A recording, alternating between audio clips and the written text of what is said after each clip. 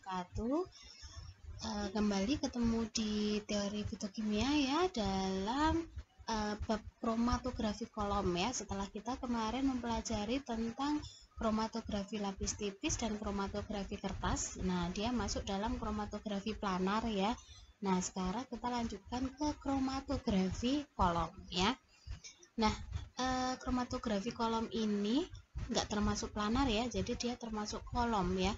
Jadi dia punya bedanya. Kalau planar itu kan tipis ya, bahan yang digunakan kayak fase diam seperti itu, bentuknya kayak plate kertas. Nah, kalau untuk kolom ini bentuknya mirip buret ya, tapi dia diameternya cenderung lebih besar gitu ya.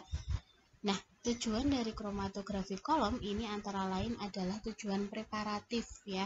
Jadi preparatif itu apa? Nanti hasil pemisahannya digunakan untuk analisis selanjutnya. Jadi hasilnya nanti tidak diam begitu saja kemudian bisa dianalisis, tapi digunakan untuk analisis selanjutnya. Nah, kelemahannya ini sampelnya yang digunakan lebih banyak. Jadi dibandingkan dengan KLT itu untuk kromatografi kolom sampel yang digunakan akan lebih membutuhkan sampel yang banyak ya. Nah, kolomnya bentuknya mirip buret, ada yang dari gelas, plastik maupun logam. Nah, ukuran dan panjangnya pun bervariasi. Minimal panjang kolom itu 10 kali diameternya. Jadi bisa dibayangkan ya, panjangnya itu minimal 10 kali diameternya. Nah, fase diam hampir sama seperti kemarin waktu kromatografi lapis tipis, yang digunakan bahannya bisa dari silika gel maupun alumina ya, tapi tidak ditempelkan pada plate, tidak ya. Nah, ukuran antara 63 sampai 250 mikrometer. Jadi dia dalam bentuk serbuk yang halus gitu ya. Yang ukuran kurang dari 63 mikrometer, fase gerak perlu ditekan atau dihisap. Perbandingan berat antara fase diam dengan sampel itu 30 banding 1 ya. Misalnya fase diam itu kita pakai 60 gram ya, maka sampel yang digunakan 2 gram ya. Jadi perbandingannya secara standar itu fase diam berbanding sampel adalah 30 banding 1, tapi dapat ditingkatkan 50 banding 1 untuk sampel yang sukar dipisahkan ya. Jadi fase diam diperbanyak lagi untuk sampel yang susah dipisahkan. Nah, fase gerak seperti kemarin sama disebut juga eluen atau solvent ya. Pemilihannya berdasarkan apa? Berdasarkan penelusuran pustaka dan mencoba-coba dengan KLT. Nah, kemudian bagaimana penataan atau penyusunan sampel ke dalam kolom? Jadi bayangkan bentuknya mirip buret, jadi mirip juga dengan perkolator ya, kurang lebih seperti itu, cuman mungkin diameter sama panjangnya yang agak berbeda ya. Nah, siapkan kolom kaca, kemudian di bawahnya, ujung bawah itu diberi glass wool. Nah, seperti kemarin bisa membayangkan ketika ini ya, ketika di ekstraksi dengan perkolasi itu ya. Jadi ini diberi glass wool pada ujung bawah kolom agar butiran fase diam tidak jatuh keluar. Nah, jadi karena fase diamnya nanti dalam bentuk serbuk ya, dalam bentuk butiran, jadi bukan dalam bentuk kemarin ya kayak plate ya. Kalau plate itu kan silikanya ditempel di atas plate-nya. Nah, kalau ini fase diamnya masih berupa butiran, jadi nanti dia dimasukkan ke dalam kolomnya ini. Nah, jadi bisa dibayangkan seperti kita menggunakan perkolator itu ya. Jangan lupa sebelumnya keran ditutup dulu ya. Nah, kemudian tuangkan fase gerak. Nah, fase gerak dituangkan dulu. Fase gerak. Nah, dituangkan dulu ke dalam sini sampai setinggi kurang lebih setengah kolom. Kemudian fase diam dimasukkan juga. Nah, kemudian dimasukkan fase diam. sambil kolom diketuk-ketuk di tok tok tok gitu ya, pelan aja ya, diketuk-ketuk pelan. Kenapa? Biar fase diamnya nanti tertata rapi dan diusahakan jangan sampai terbentuk gelembung udara dalam fase diam. Jadi biar meminimalisir rongga. Ya, kalau fase diam yang baik itu tidak berongga, jadi akan lebih efektif dalam menjerat analit atau sampelnya. Sehingga kecepatan migrasi analitnya sama yang akan analitnya sama, kemudian menyebabkan tidak terjadi tailing atau berekor ya. Jadi ketika kita kayak bayangin aja kita memasukkan kerupuk ke dalam lodong atau toples ya. Nah, kerupuk ke dalam toples atau emping ke dalam toples gitu ya. Nah, nanti kan pasti akan ada rongga-rongga kosong ya. Nah, rongga-rongga kosong itu kan kalau toplesnya kita ketuk-ketuk atau kita goyang-goyang. Nah, kalau perkolator, kalau kolom ini ya jangan digoyang ya, nanti takutnya dia pecah atau apa. Nah, kalau toples kita misalkan memasukkan emping ya ke dalam toples gitu, kan pasti ada rongga. Kalau kita ketok-ketok ya atau kita goyang-goyang, nah nanti kan empingnya akan turun lagi ya kan, jadi ada rongga kosong di atasnya lagi, kita masukkan lagi empingnya, kita goyang-goyang lagi atau kita ketok-ketok lagi, nah nanti akan menutup rongga-rongga yang di bawahnya, kemudian di atas akan ada ruangan lagi untuk memasukkan si emping itu. Nah, hampir sama seperti ini. Jadi ketika dia diketok-ketok, maka rongga-rongga yang terbentuk di butiran fase diam itu akan tertutup dengan butiran-butiran yang lain sehingga meminimalisir rongga ya. Nah, setelah itu keluarkan fase gerak dengan membuka keran. Nah, sisakan fase gerak sampai tepat di atas fase diam. Misalkan di sini ada fase diamnya segini ya.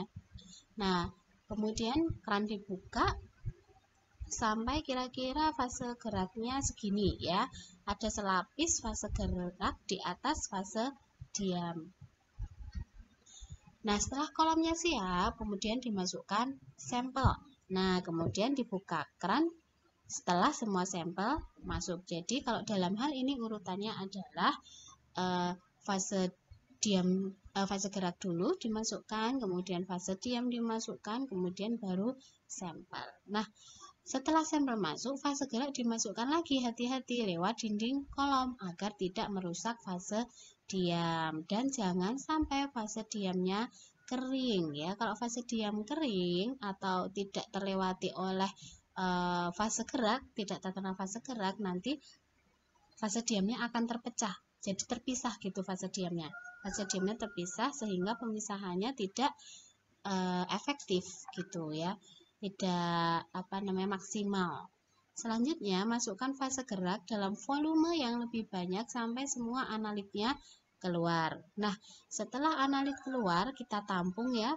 Nah, kita tampung, kemudian bisa kita preparatif. Apa itu tadi preparatif? Yaitu melanjutkan dengan analisis selanjutnya. Nah, analit atau filtrat yang keluar tadi diukur absorbensinya tiap fraksi yang ditampung. Kemudian bisa ditentukan kadar sampelnya jika diperlukan. Nah, bisa mengukur absorbensinya menggunakan spektrofotometri.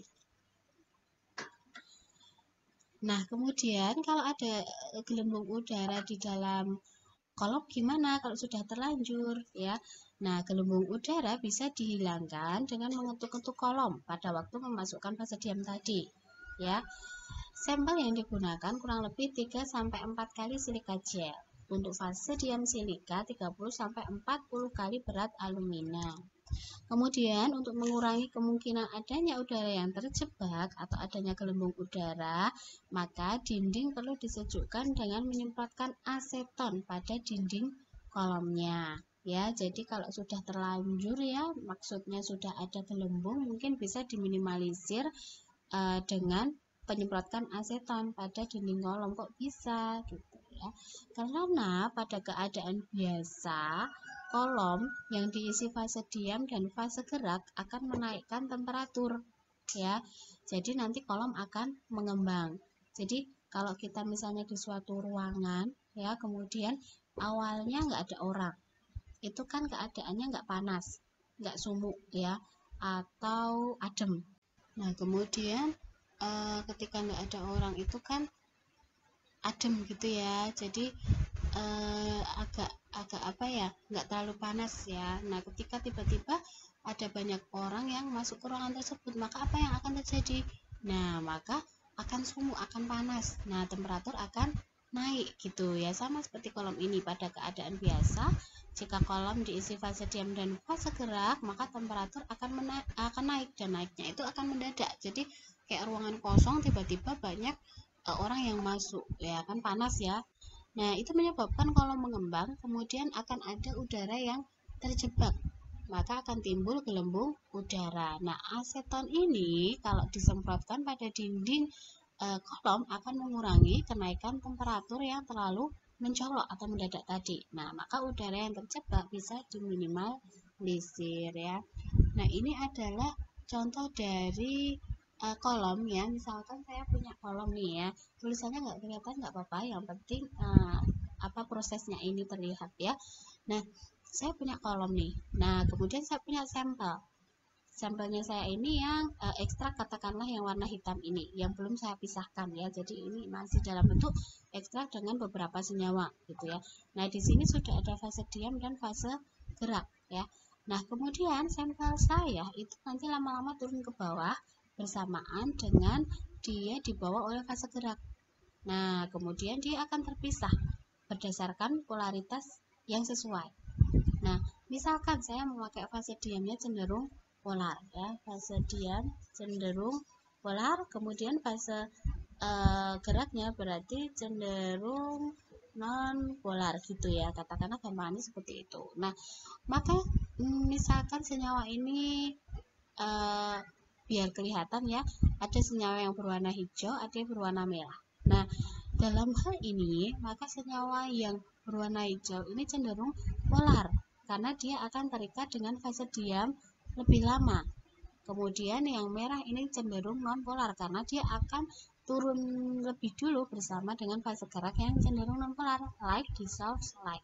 Polar akan terikat dengan polar, non-polar akan terikat dengan non-polar. Nah, kemudian kita tampung. Jadi yang keluar pertama ini, kalau saya pakai fase yang seperti ini, yang keluar pertama kali ini adalah yang non-polar ya, sesuai dengan fase gerak yang membawa dia. Kemudian yang hijau ini akan keluar terakhir ya, karena dia cenderung polar, jadi dia keluarnya terakhir ya. Nah, kemudian kita tampung. Karena kromatografi kolom ini sifatnya adalah kromatografi preparatif, maka ini nanti akan bisa dilanjutkan dengan analisis selanjutnya. Misalkan kita analisis dengan spektrofotometri atau kita lanjutkan dengan KLT, itu bisa ya. Bisa dipahami ya. Nah, pembuatan kolom ini lebih baik didiamkan selama 1 malam terlebih dahulu. Ada 2 macam ya caranya, ada cara kering dan ada cara basah. Untuk cara kering, jadi kolom itu diisi dengan fase gerak dulu, kemudian dimasukkan fase diam. Nah, intinya fase diam yang dimasukkan itu adalah dalam keadaan kering, kemudian ditambah fase gerak lagi. Nah, jadi cara kering itu fase diamnya ketika dia dimasukkan ke dalam kolom, dia masih dalam keadaan kering ya. Nah, kita lihat cara basah. Cara basah ini fase diam dilarutkan dulu dalam fase gerak, jadi dia dibuat suspensi. Coba bisa membayangkan waktu kita perkolasi ya. Perkolasi itu kan untuk serbuk simplisianya itu kan direndam dulu dalam cairan penyarinya ya. Ya, katakanlah seperti itu, tapi ini bedanya adalah ini yang dilarutkan adalah fase diamnya dilarutkan dalam fase gerak, jadi dibuat suspensi dulu ya, kemudian baru dimasukkan ke dalam kolom yang sebelumnya sudah ada fase gerak dengan jumlah tertentu. Dalam hal ini fase diam dibuat gugur dengan fase gerak. Di situ bedanya ya. Bedanya adalah yang cara kering, fase diamnya dalam keadaan kering kemudian dimasukkan kolom. Kalau cara basah itu disuspensikan dulu dalam fase geraknya. Nah, elusi atau pengembangan, jadi fase gerak ya yang digunakan untuk mengembangkan atau pengembangan itu ada 2 macam jenis. Ada elusi isokratik, yaitu elusi dengan polaritas yang tetap, misalkan campuran kloroform dan metanol 10:90. Kemudian ada yang kedua elusi gradien atau bertahap, yaitu elusi dengan perbandingan komposisi pelarut yang berubah secara bertahap. Jadi ada perubahan komposisi pelarut di situ ya. Jadi pelarutnya nggak tetap cuman ini toh, enggak ya, nanti akan ada gradien atau ada elusi yang bertahap. Nah, misal ada pertanyaan, jika ada dua macam senyawa campuran, polar dan nonpolar, senyawa mana yang akan keluar dari kolom terlebih dahulu? Yang kedua, bagaimana cara mengeluarkan senyawa yang terikat terakhir pada fase diam dalam kolom? Ya, yang pertama dulu, jika ada dua macam campuran, polar dan nonpolar, mana yang akan keluar kolom lebih dulu? Ya, tergantung dari yang kita pakai fase diam dan fase gerak. Misalkan, nah ini jawabannya. Jika fase diam adalah alumina, nah ini yang sering digunakan. Alumina itu sifatnya polar ya, maka fase diamnya kan cenderung polar ya. Nah, fase geraknya cenderung non polar.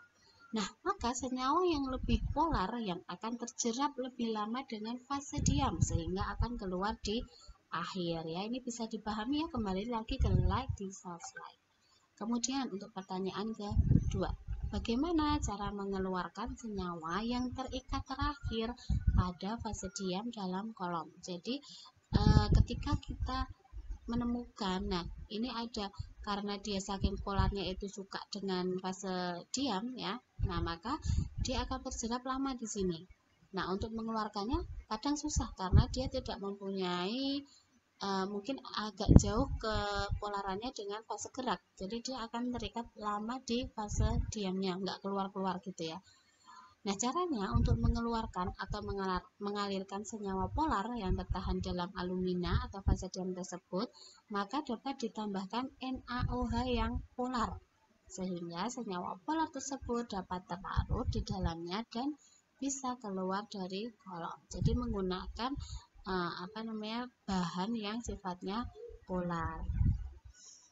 Nah, karena kolom itu sifatnya adalah preparatif atau digunakan untuk analisis selanjutnya, maka setelah kita tampung, kita dapat deteksi untuk deteksi selanjutnya, untuk analisis selanjutnya, bisa dengan KLT atau bisa dengan detektor yang lain, misal spektrofotometri.